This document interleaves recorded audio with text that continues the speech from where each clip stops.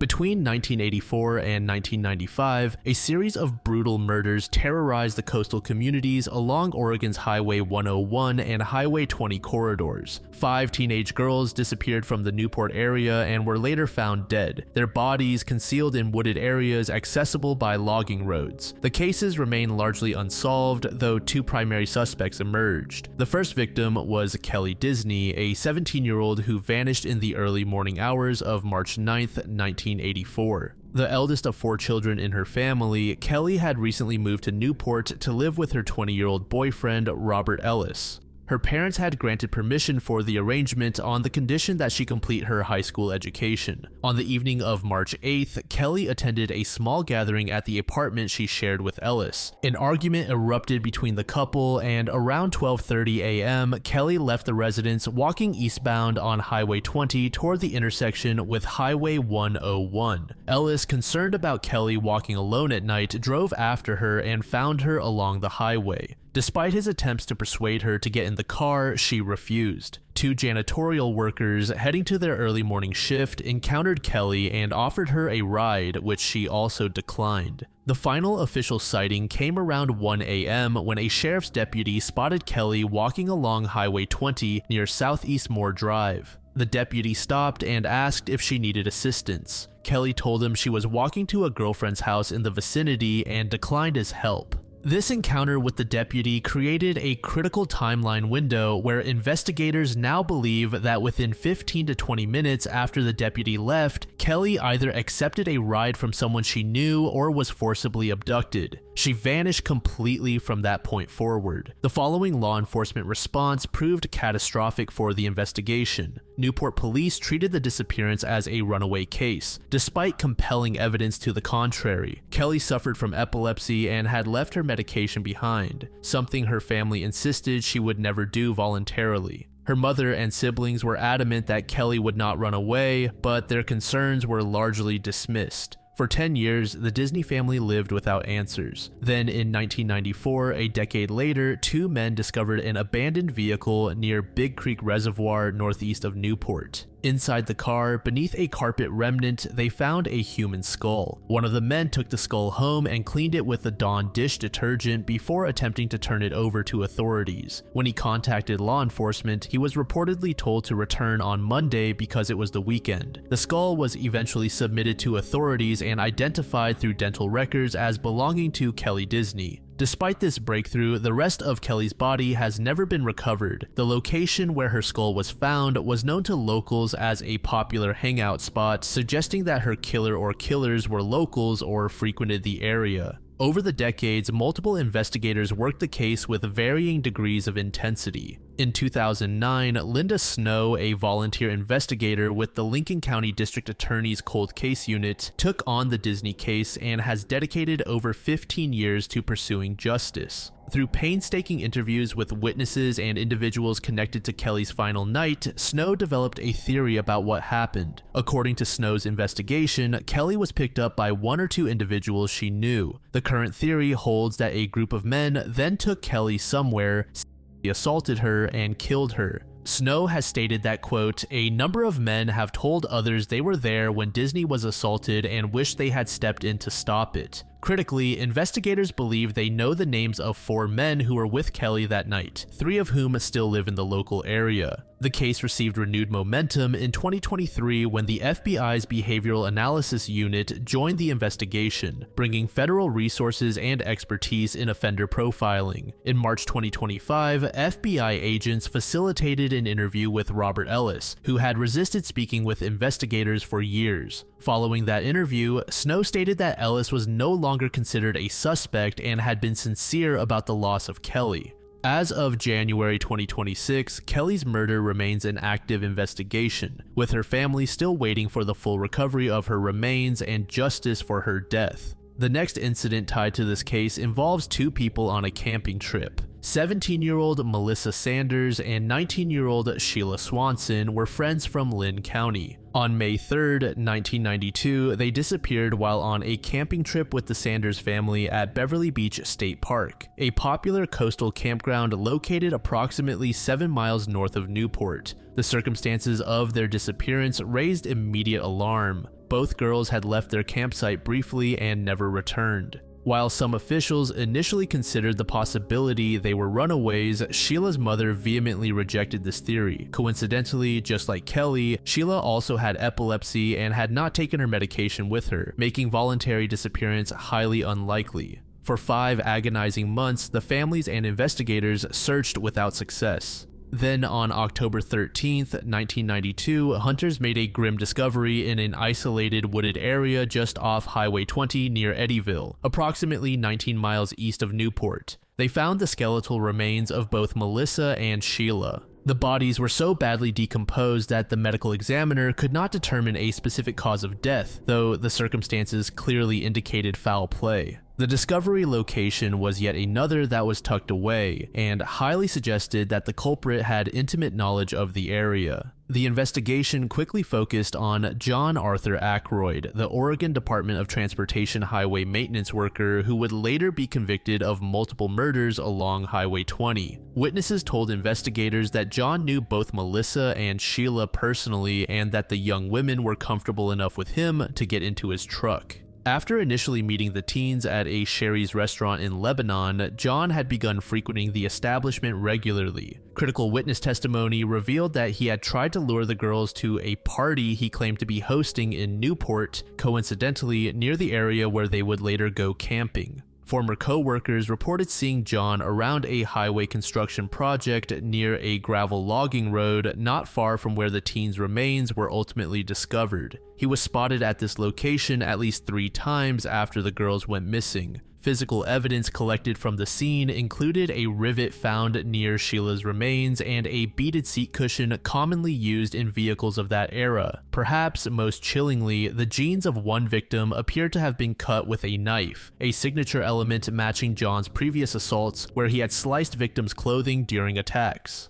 Lincoln County prosecutors worked for years building a case against John for the 2 murders. However, on December 30th, 2016, he died in his prison cell at Oregon State Penitentiary from apparent natural causes at the age of 67. The case against him for the murders was never presented to a grand jury. The final incident tied to the series of crimes involved 15-year-old Jennifer Essen and 16-year-old Kara Leese and took place in 1995. Kara had moved from Lincoln City just 1 month earlier in December 1994, while Jennifer had been living with her brother and sister-in-law for approximately 18 months after her parents relocated to Rowena, Oregon. On January 27, 1995, shortly after midnight, the 2 sophomores at Newport High School left a friend's house in North Newport. They began walking near the Moolac Beach area along the highway and were never seen alive again. 19 days later, on February 15th, loggers working in a wooded area about 5 miles north of Newport made a horrific discovery at the edge of a Boise Cascade clear cut. They found the bodies of the 2 teenagers. Both girls had been strangled to death and their bodies had been deliberately covered with brush in an apparent attempt to conceal the crime scene. Medical examiner Karen Gunson determined that the girls likely were killed shortly after they disappeared, meaning they had lain in the woods for more than 2 weeks before being discovered. The method of concealment, covering bodies with brush, would later emerge as a potential signature linking the case to suspect Bobby Jack Fowler, who had used the same technique in a previous attempted murder. Despite extensive investigation, authorities could never gather sufficient evidence to indict anyone during the initial investigation. The case went cold until September 2012, when the Royal Canadian Mounted Police and Lincoln County District Attorney Rob Bovet made a stunning announcement. Bobby Jack Fowler's DNA had been definitively linked to the 1974 murder of 16-year-old Colleen McMillan in British Columbia. This breakthrough led authorities to publicly name Fowler as a suspect in the Jennifer and Kara murders. Bovet stated, "He's a suspect in our 1995 case. What makes him a suspect is his history, his MO, and his location." The timing was particularly compelling. Fowler was arrested in Newport just 5 months after the girls' murders, following a violent incident at a local motel. However, investigative momentum eventually stalled. Detective Ron Benson of Lincoln County later indicated that Fowler had been all but eliminated as a suspect, though the specific evidence leading to this conclusion was not made public. RCMP Staff Sergeant Wayne Clary, who headed investigations into 18 murdered or missing women along British Columbia highways, stated, "Unfortunately, nothing panned out that would sort of further any of our investigations." The interesting thing is, Fowler had died of lung cancer in Oregon State Penitentiary on May 20th, 2006, 6 years before being publicly named as a suspect and 11 years after Jennifer and Cara were murdered. He was never charged in their deaths. As mentioned earlier, the other primary suspect between these killings was John Aykroyd, who was responsible for several other crimes. His first offense occurred in late spring 1977 and involved 20-year-old Marlene Gabrielson. She attended a rodeo in Sisters, Oregon with her husband. After an argument with her spouse, she desperately wanted to return home to her 3-month-old baby girl in Lebanon. She made the fateful decision to accept a ride from a stranger driving a beat-up pickup truck. This stranger was none other than John. During the journey, Marlene noticed something disturbing about the truck's interior. She said, "I noticed that there was no light covers on the doors. There was no handles and no roll-down thing. Didn't even faze me that this was a trap." John had deliberately modified the truck to prevent passengers from escaping. He drove Marlene into the woods along Highway 20, held a hunting knife to her neck, and her. He ripped off her jeans with such violence that they split from waist to ankle, then used his knife to slice off her boots and underwear. Luckily, Marlene survived the attack and reported it to police. Medical evidence documented the scratches on her back, as well as extensive bruising on her back, legs, and knee. Despite this physical evidence, police investigators were skeptical of her account. Both John and Marlene were administered polygraph tests. When John's results were evaluated, a sergeant's official conclusion stated that Marlene was lying. The case was never prosecuted, allowing John to remain free and continue his predatory behavior. This investigative failure would have deadly consequences. On the morning of December 24th, 1978, 35-year-old Kay Turner went for a jog near Camp Sherman. Kay worked as a Lane County health worker and was an avid runner. That morning, she set out on a familiar route, running south from the area where she was staying. Thomas Hanna, a state highway worker, spotted her jogging that morning. He also noticed another highway department employee driving through Camp Sherman around the same time. This employee was John Aykroyd. When Kay failed to return from her run, her husband Noel became alarmed and contacted police. For 8 months, investigators searched the rugged terrain around Camp Sherman without finding any trace of Kay. Then in August 1979, John walked into the Camp Sherman store and reported that he had found her body in the woods. He led investigators to the location, a site about half a mile from the road where Kay had been running. The remains consisted of bone fragments, Kay's yellow jogging shorts, underwear, and one Nike running shoe, all scattered in the brush. The discovery immediately raised suspicions. John claimed he had found the remains 2 months earlier, sometime in June 1979, but had, quote, never thought to call police. During questioning, he provided gruesome details that suggested he had intimate knowledge of the crime scene. He described how Kay's breast had been punctured by a bullet, how her throat had been slashed, and how he had touched her arm and hair when he found her. These details suggested John had returned to the scene weeks after the killing to check on the remains' condition, a behavior consistent with some serial killers' patterns. John's story changed repeatedly during interrogation. Initially, he claimed he had driven past Kay while she was jogging without stopping. Later, he admitted that he had stopped and spoken with her. Eventually, he revealed that he had not been alone that Christmas Eve morning. His friend Roger Dale Beck had been with him, supposedly hunting coyotes or poaching deer, depending on which version of the story he told. Despite the highly suspicious circumstances and John's shifting narratives, investigators lacked definitive physical evidence linking him to the murder. The case remained open for 14 years. Finally, in 1993, prosecutors brought John to trial for Kay Turner's murder.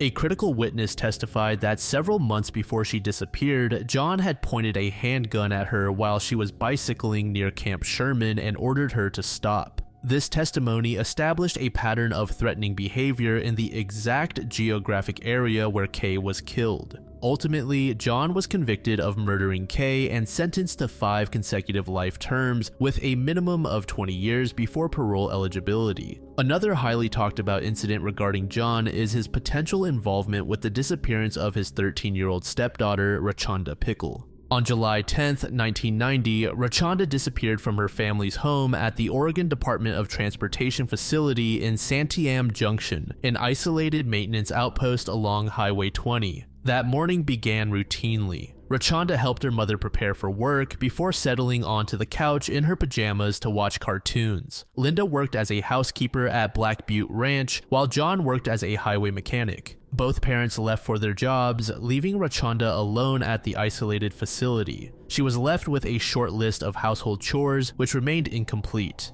Hours after leaving for work, John Aykroyd unexpectedly returned home. By his account, when he came back a couple of hours later, Rachanda was gone and was never seen again. John made minimal effort to search for his missing stepdaughter. When police investigated the home, they found no signs of a struggle or forced entry. However, Rachanda's nightgown was lying on the bedroom floor and her personal belongings remained in the house. The assigned chores were unfinished, suggesting she had not left voluntarily. Investigators immediately focused on John as the primary suspect. He was the last person known to have seen Rachanda alive, just as he had been the last person to see Kay Turner. During the investigation, he exhibited deeply disturbing behavior. When police showed him a pair of pants found in the woods that they initially suspected might belong to Rachanda, investigators noticed that John appeared to become aroused. He seemed to relish the police attention and even pretended to assist in searches for the missing girl. Additionally, he engaged in unsettling speculation about what harm might have befallen his stepdaughter, including intimate details about her physical development that was inappropriate and disturbing. Neighbors later recalled John inviting them to his home to watch horror movies, becoming so animated during scenes depicting women being chopped up and dismembered that he would rewind the footage and watch it repeatedly until his guests became nauseated and left. In 2013, more than 2 decades after the disappearance, prosecutors charged John with Rachanda's murder. However, the case was extraordinarily challenging. Prosecutors had no body, no physical evidence, and no eyewitnesses to the actual crime. What they did have was witness testimony that destroyed John's alibi and established that he had both opportunity and motive. Prosecutors were also motivated by the possibility that he might eventually receive parole in the Kay Turner case, potentially releasing him back into society. A settlement conference was held in 2013, presided over by Senior Judge Charles Luukkonen. According to Lynn County District Attorney Doug Martini, the negotiations resulted in the case being, quote, placed on hold in a manner that would ensure that John would remain in prison until his death. As of January 2026, the Oregon Coast serial killer mystery remains partially resolved and partially open.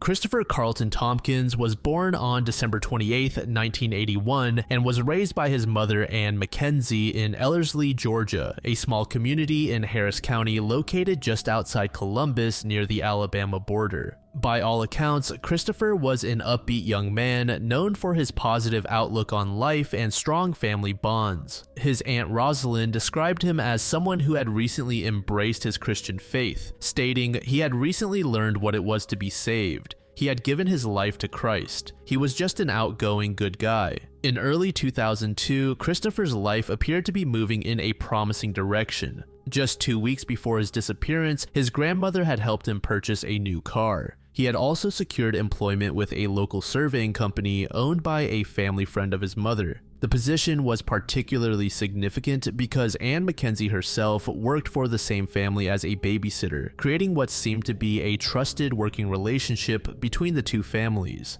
Christopher was an African-American male standing between 5 feet 7 inches and 5 feet 9 inches tall and weighing approximately 124 to 130 pounds. His most distinctive feature was a unique tattoo on his right arm, an ice cream cone with his name Chris written vertically inside the cone's design. Rather than actual ice cream at the top, the tattoo depicted the head of a joker wearing a hat. Friday, January 25th, 2002, began as a typical workday for Christopher. He wore a black shirt, a blue and gray plaid jacket with a gray hood, navy blue work pants, tan work boots, a black skull cap, and a black watch. At approximately 8:10 a.m., he walked through the front door of his home, saying goodbye to his mother, and would later recount this final interaction, emphasizing repeatedly in interviews that her son exhibited absolutely no unusual behavior that morning. His demeanor was upbeat and his conversations were normal. However, these testimonies would stand in stark contrast to later claims from Christopher's employer and law enforcement, who would suggest that he had been behaving strangely for days preceding his disappearance. After exiting his home, Christopher climbed into his recently purchased vehicle and drove the short distance from Ellerslie to the office of the surveying company where he worked at. The company owner's son, Gary White, worked alongside his father in the business, and it was Gary White's children whom Anne cared for as a babysitter. This interconnection between Christopher's workplace and his mother's employment created a web of professional and personal ties that made the events of that day all the more perplexing and painful. The families knew each other, trusted each other, and depended upon each other for both income and child care. After parking his vehicle, Christopher climbed into a company vehicle with Gary White, who would transport the crew to their designated location in Harris County. The crew arrived at their assigned location in the late morning hours, tasked with conducting surveying work on property situated in a rural section of Harris County. The specific site was located near the intersection of County Line Road and Warm Springs Road, positioned off Georgia Highway 85. The specific parcel of land the crew was surveying that day was separated from adjacent private property by a barbed wire fence. The fence that ran through the work area would become, within hours, one of the most analyzed and discussed pieces in the entire investigation, as it would bear the only tangible evidence of Christopher's final moments in the location where he was last seen. The terrain itself featured lightly wooded sections with pine trees, forested patches, and marshy and swampy sections where water collected in low-lying ground, creating muddy, soft soil conditions. This type of terrain is notoriously difficult to traverse on foot, as the saturated ground can trap boots and create suction that makes walking difficult. The day's crew consisted of 4 men, including Christopher. The members arranged themselves in either a vertical or horizontal line, depending on the specific task and the layout of the property. Each member of the crew was positioned approximately 50 feet from his nearest colleague, a distance that was more than close enough to hear a shout or cry for help.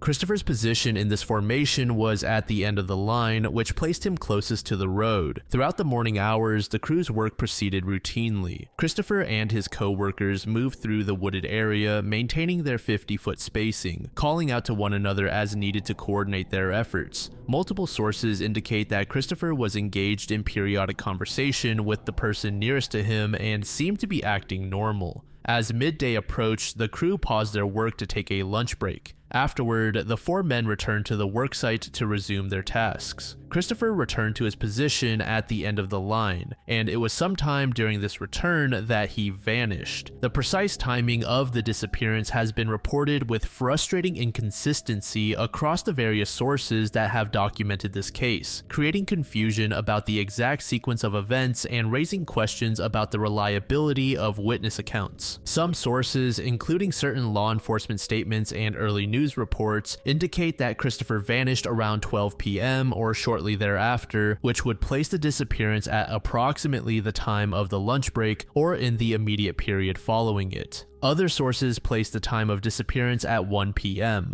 Still, other accounts, perhaps representing the most commonly cited timeline, indicate that Christopher was last seen at around 1:30 p.m., which would situate the vanishing roughly 90 minutes after the noon lunch break and well into the afternoon work session. According to the co-worker who was positioned nearest to Christopher, the vanishing transpired during a momentary lapse where he lost sight for mere seconds. The co-worker stated that he was engaged in his work, which required him to look away from Christopher's position to attend to measurements and equipment. He added that he saw no one else in the area. He heard no sounds that would indicate Christopher's departure, distress, or interaction with another person or entity. Initially, the coworker didn't panic and just assumed that Christopher had stepped away briefly to retrieve something. However, as time passed without Christopher's return, unease grew. The coworker called out Christopher's name, first casually, then with increasing volume and urgency. There was no response. He walked toward the area where Christopher had been standing, looking for signs of where his colleague might have gone, scanning the brush and wooded areas for movement or any indication of his location.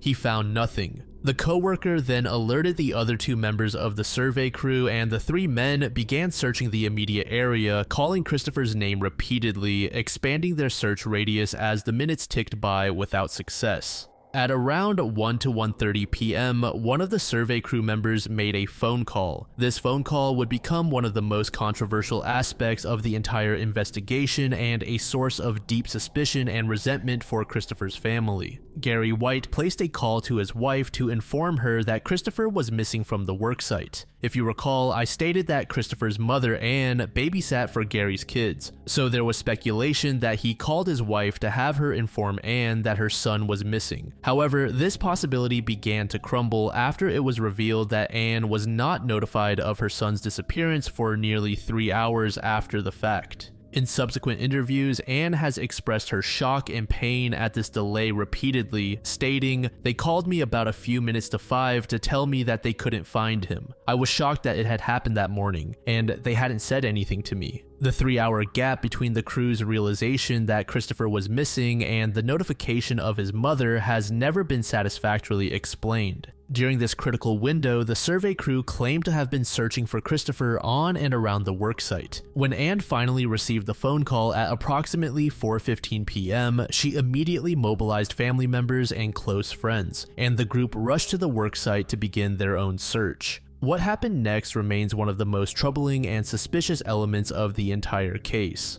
Upon arriving at the location where Christopher had last been seen, Anne and her family members began searching the area where the survey crew had been working. Almost immediately, within minutes of beginning their search, they made discoveries that the 3 co-workers claimed they had been unable to find despite purportedly searching for hours. Near the barbed wire fence that separated the surveyed property from the adjacent private land, the family found one of Christopher's work boots. The boot was not lying on the ground, but was instead hanging from the barbed wire fence itself, as if it had been snagged on the sharp barbs during some kind of rapid or forceful movement. At the same location on the fence where the boot was found, the family also discovered a piece of blue fabric. The material was consistent with Christopher's navy blue work pants. The way that the fabric was caught suggested that he had made forceful contact with the fence. On the ground near the fence, the family found 12 cents in coins scattered on the soil. Also on the ground in the immediate vicinity were Christopher's work tools. Anne and her family stood at this location, looking at all of the evidence in plain sight, and understood that something was not adding up. The implications were clear and troubling. Either the 3 co-workers had conducted such an incompetent search that they had somehow missed obvious physical evidence in the immediate area, or they had lied about the details regarding their search.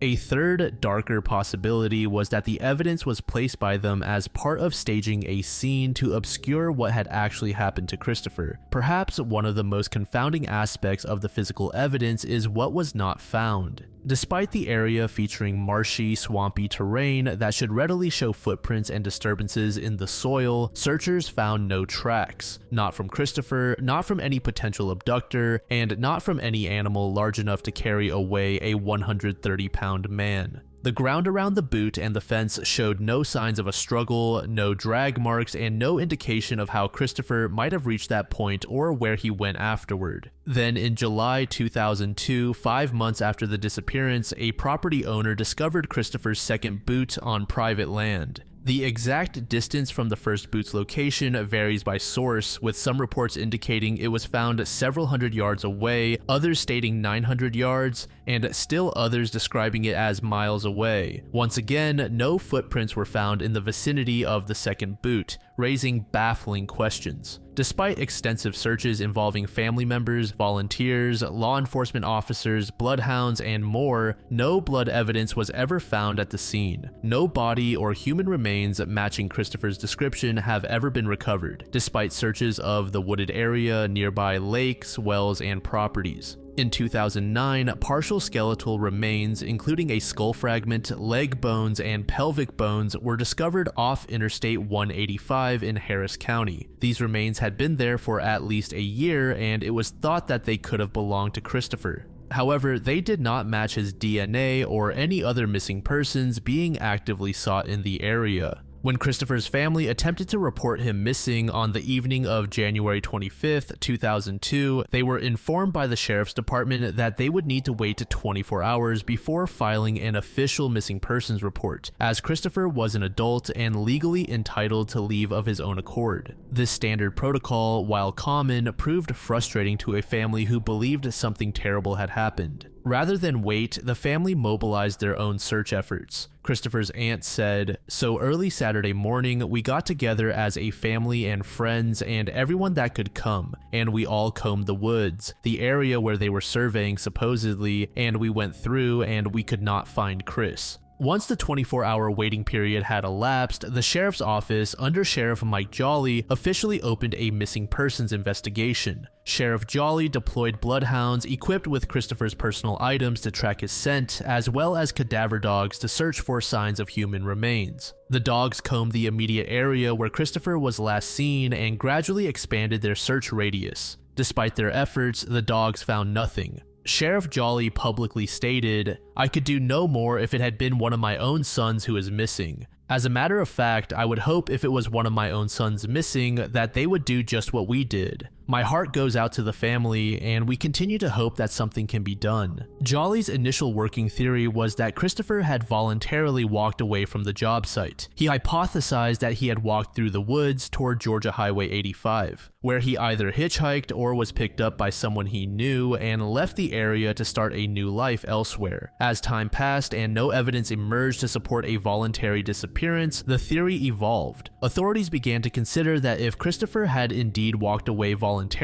he might have subsequently succumbed to the elements, had a fatal accident, or been the victim of an opportunistic crime or even an animal attack. However, these scenarios also lacked supporting evidence. In what appears to have been an attempt to bolster the voluntary disappearance theory, Sheriff Jolly made a public statement claiming that Christopher's mother had, quote, acknowledged he had done drugs the week before his disappearance. The sheriff did not specify what type of substances or provide any additional context. Additionally, Christopher's employer stated that Christopher had been acting strangely in the days leading up to January 25th, though he similarly offered no specific examples of this alleged strange behavior, and vehemently disputed both claims. She acknowledged that her son was an occasional marijuana smoker, but insisted he did not have a substance problem and certainly was not exhibiting any unusual behavior. She said, "Chris lived with me and I saw him every day. There was neither strange behavior on his part nor any distress."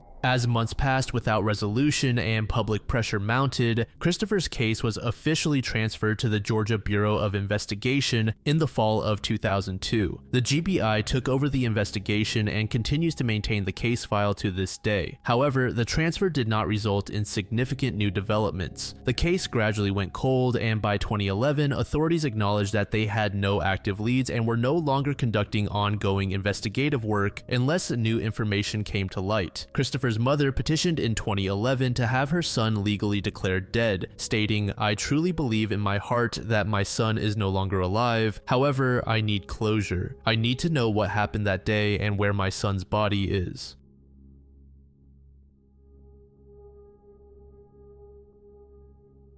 Mirella Gregori was born on October 7, 1967, in Rome to Paolo Gregori and Maria Vittoria Arzenton. The family lived at Via Nomentana 91 in a lively residential neighborhood in northeast Rome, near the Ministry of Economy and Finance. Paolo and Vittoria operated the Coppa d'Oro bar, a family business that provided modest but stable income. Mirella was the youngest of the family's children, with an older sister, Maria Antonietta, who was 17 at the time of the disappearance. By all accounts, Mirella was a completely ordinary teenager, bright, outgoing, and studious. She attended the Istituto Comerciale Femminile, a technical high school where she performed well academically. In February 1983, just 3 months before her disappearance, she had begun dating a boy named Massimo Forti. Her closest friend was Sonia De Vito, the daughter of the owners of another bar located directly beneath Mirella's apartment building. Fast forward to Saturday, May 7th, 1983, the day of the incident. Mirella finished and left school at 1:15 p.m. By approximately 2 p.m., she had arrived at Via Nomentana, her family's apartment. Before going upstairs, Mirella stopped at the bar Italia to see Sonia, with whom she chatted briefly. Around 2:30 to 2:45 p.m., Mirella went upstairs to the apartment where her mother, Vittoria, was working as a seamstress in the living room.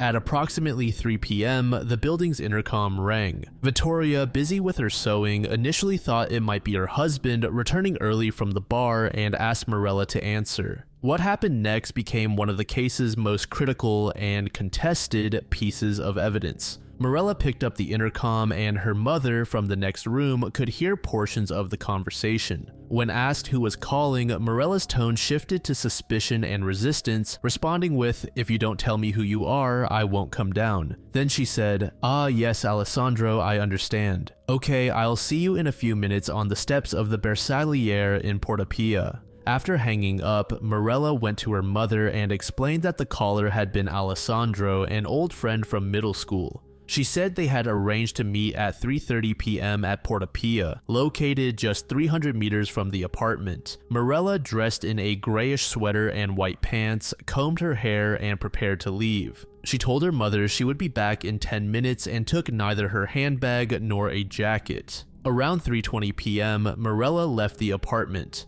However, she did not go directly to Porta Pia. Instead, upon exiting the building, she turned right and walked back to the bar Italia beneath her apartment. There, she found Sonia and requested they speak privately. The two girls locked themselves in the bar's bathroom for approximately 15 minutes. By 3:40 p.m., Mirella emerged from the bathroom and left the bar. From that moment forward, she was never seen again. When Mirella had not returned by 5:30 p.m., Vittoria grew concerned. This was highly unusual behavior for her daughter, who was responsible about keeping her parents informed and always called if she would be delayed, even by a few minutes. Vittoria contacted her older daughter Antonietta, who was at the family's bar with her boyfriend and friends. As worry escalated into alarm, the family learned something that immediately struck them as suspicious. When they spoke with Sonia about the bathroom conversation, Sonia said Mirella had told her a different story than the one she had told her mother. According to Sonia, Mirella said that after meeting Alessandro, they were going to Villa Torlonia Park, located further northeast of the city, to play guitar with friends. This detail made no sense to her family. Despite her disbelief, Antonietta and her boyfriend decided to follow this lead. They went to Villa Torlonia, but given the late hour, found the park gates already locked. A passing police car stopped and the couple explained the situation. The officers called the park's janitor, and at midnight an impromptu search began with police torches. The quick patrol yielded no results. The next day, the Gregori family reported Mirella's disappearance to authorities and a formal investigation commenced. Within days, police questioned Alessandro, but what they discovered only deepened the mystery. The identity of Alessandro immediately became central to the investigation. Police traced a boy by the same name who had indeed been Mirella's classmate in middle school and someone she had a crush on. However, when investigators questioned him, he provided an ironclad alibi.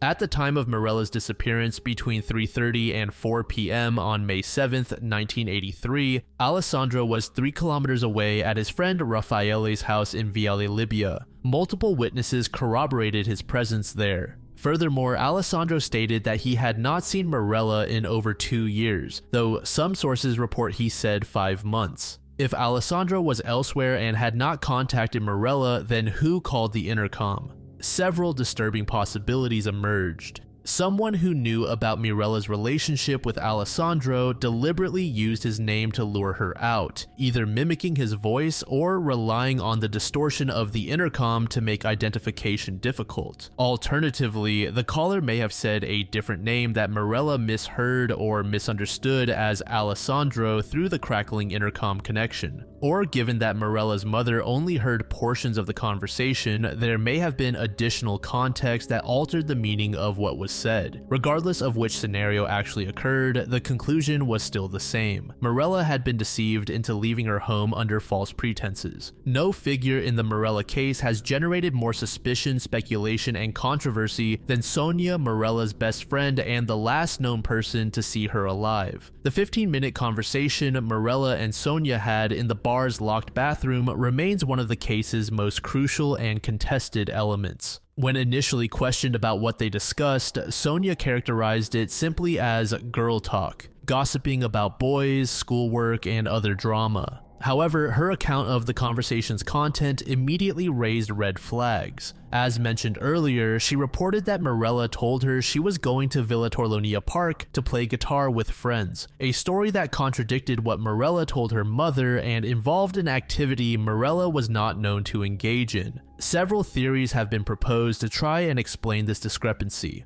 Sonia may be lying or misremembering. Perhaps the conversation covered different topics entirely, and she is either deliberately withholding information or her memory has been distorted by excessive questioning and media attention. Alternatively, Mirella may have been lying to Sonia, fabricating a story to conceal her true plans, though this raises the question of why she would deceive her closest friend. Most troubling of all is the possibility that Sonia is protecting someone. The most disturbing scenario suggests that Sonia knows who took Mirella and has been concealing this information for over 40 years. Furthermore, her actions immediately following Mirella's disappearance heightened investigators' suspicions. Despite having been a constant presence in the Gregori household and Mirella's closest companion, Sonia immediately ceased all contact with the family after the disappearance. For a close friend of a missing girl, this sudden disappearance from the family's life was highly unusual and suggested either guilt, fear, or secret knowledge about the incident.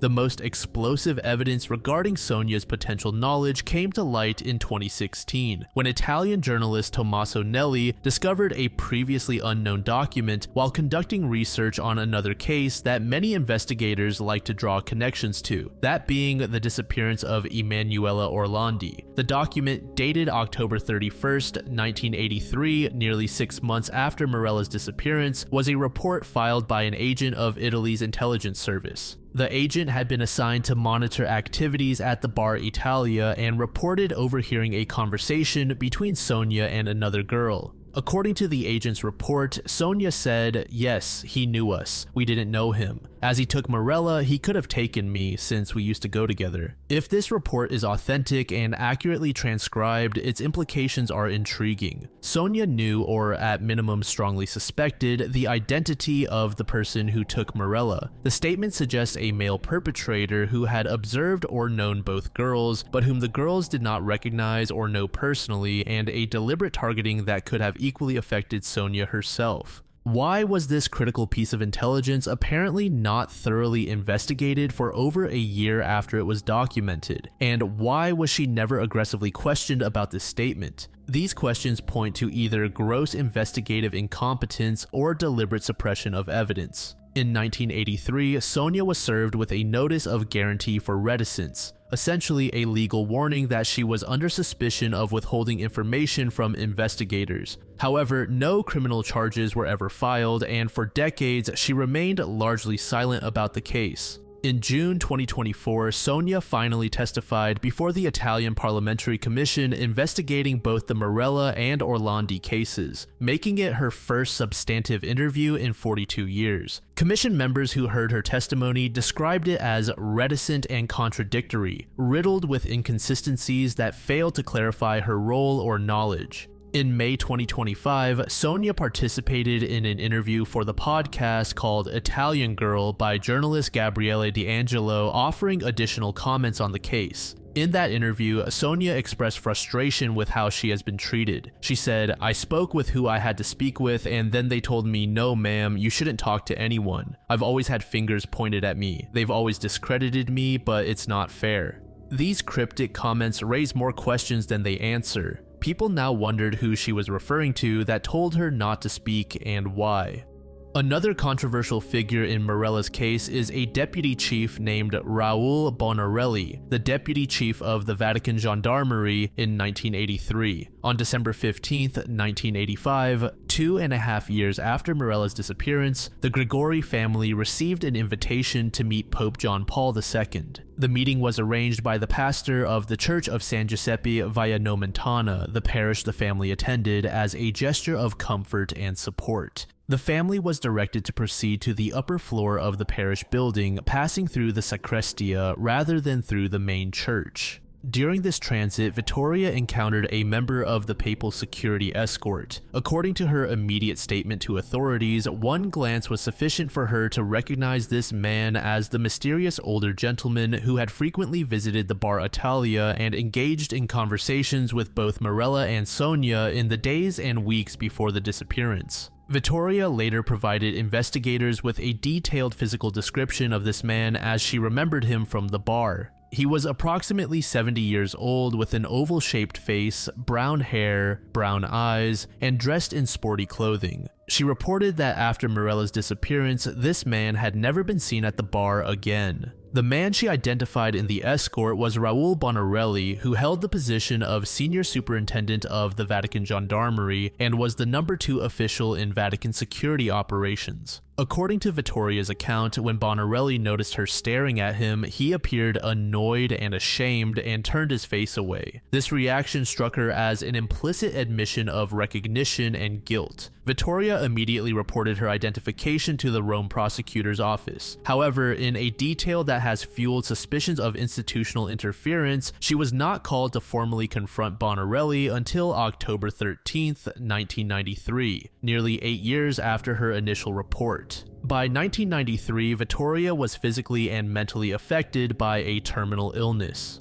During the confrontation at the Rome prosecutor's office with Judge Adele Rando presiding, Vittoria stated that she could no longer be certain Bonarelli was the man from the bar and withdrew her identification. This reversal immediately generated controversy. Antonietta, Mirella's sister, has consistently maintained that her mother was always certain of the identification and suspects, that Vittoria was pressured, threatened, or intimidated into recanting her statement. The 8-year delay between initial report and formal confrontation, combined with Vittoria's deteriorating health, created conditions where memory genuinely could have faded or where external pressure could have been applied. Another highly suspicious event involved the Vatican's response to Bonarelli's investigation. Instead of a disciplinary action or cooperation with Italian authorities, they resorted to elevation and protection. The Vatican granted Bonarelli Vatican citizenship, which legally prevented his extradition to Italian jurisdiction for questioning or trial. He received prominent assignments and continued advancement in the Vatican security apparatus. In 1997, the Italian state awarded Bonarelli the honor of Commander of the Italian Republic. In 2007, he received the even higher honor of Grand Officer of the Order of Merit of the Italian Republic. These honors and protections created the appearance that both Italian and Vatican institutions were shielding Bonarelli from accountability rather than facilitating investigation, whether they be justified or not. Bonarelli was the only person ever formally investigated for misdirection and obstruction in relation to both the Mirella and Orlandi cases. However, aside from the single October 1993 confrontation where he denied all involvement, he was never thoroughly interrogated or prosecuted. As for other interesting connections to the case, there were 2 men who seemed like intriguing inquiries for investigation. Several days before May 7th, 1983, these 2 men appeared at Mirella's school, claiming to be her brothers, and asked the school staff for her. This lie was immediately suspicious because the men demonstrated no actual knowledge about Mirella.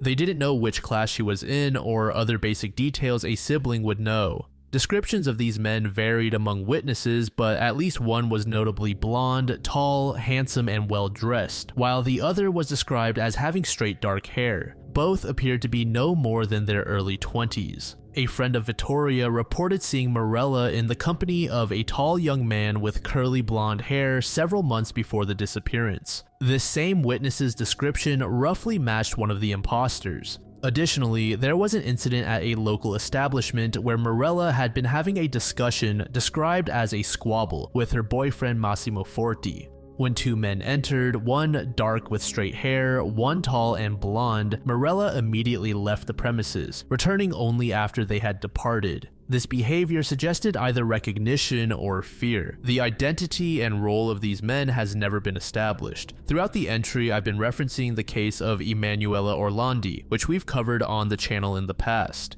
If you aren't aware, she was a 15-year-old girl who disappeared under strange conditions as well. While there is no definitive proof, there are many enthusiasts and investigators who entertain the idea that the Vatican may have been involved, which provides an intriguing potential connection to Mirella. While Mirella may not have had any direct ties to the Vatican like Orlandi, we do know that Bonarelli, one of the most discussed persons of interest in the case, seemed to be oddly protected by the Vatican after being suspected of involvement with Mirella. Other theories suggest involvement from crime organizations such as the Banda della Magliana, who were involved in kidnapping, political corruption, and other activities involving international criminal networks. Multiple witnesses confirmed that members of the organization were regular customers at the Bar Italia beneath Mirella's apartment. However, their presence in the same small bar where Mirella spent much of her time is not conclusive evidence of their involvement in her disappearance, but it establishes opportunity and potential motive.